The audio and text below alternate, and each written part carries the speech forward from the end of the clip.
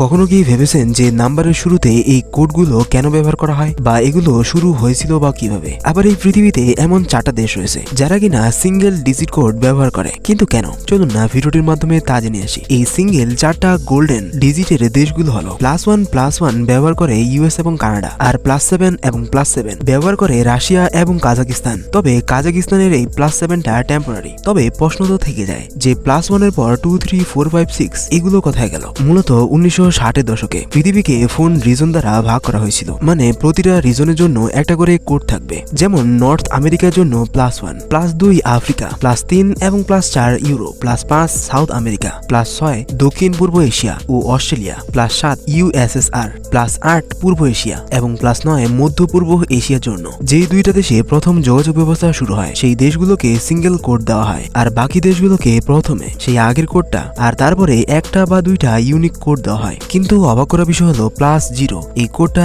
এখনো ব্যবহার করা হয়নি, আর এর মধ্যে বাংলাদেশের কোড হলো +880। বর্তমানে আপনি কোন দেশে রয়েছেন সেই দেশের ফোন কোড কমেন্টে জানাতে পারেন। ভিডিওটা ভালো লাগলে লাইক, শেয়ার এবং ফলো করতে পারেন। ধন্যবাদ।